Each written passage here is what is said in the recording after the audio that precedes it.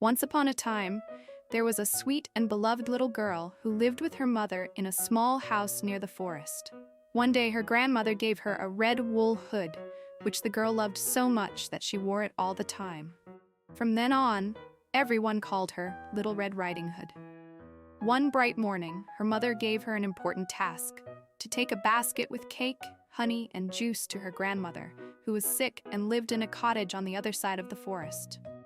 The girl set off happily, skipping along the trail, observing the flowers and animals along the way. The forest was alive with colors. She paused to admire butterflies, helped a baby bird back into its nest, and watched some hopping rabbits. Although her mother had asked her not to stray from the path, curiosity led her slightly off the trail. At that moment, a clever and hungry wolf spotted her. He quickly made a plan to find out where the grandmother lived, get there first, and set a trap.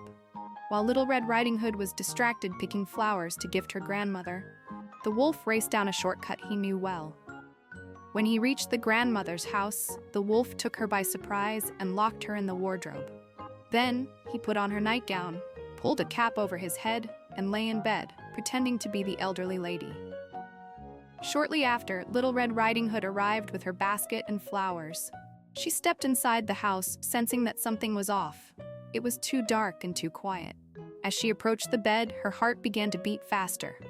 The grandmother looked strange. Her ears were too big, her eyes were wide, and her mouth enormous and frightening.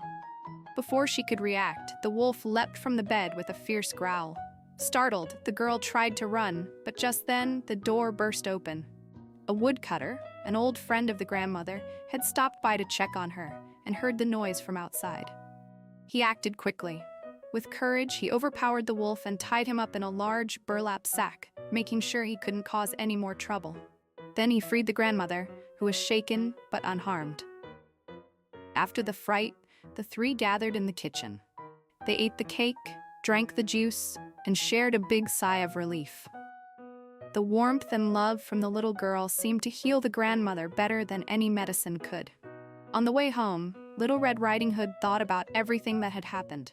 She realized how important it was to follow advice, not talk to strangers, and never stray from the path, even when the forest seemed fun and magical.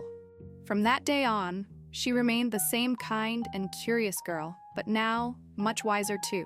And so, Little Red Riding Hood, her grandmother, and the woodcutter lived in peace, with the forest once again a safe and enchanted place.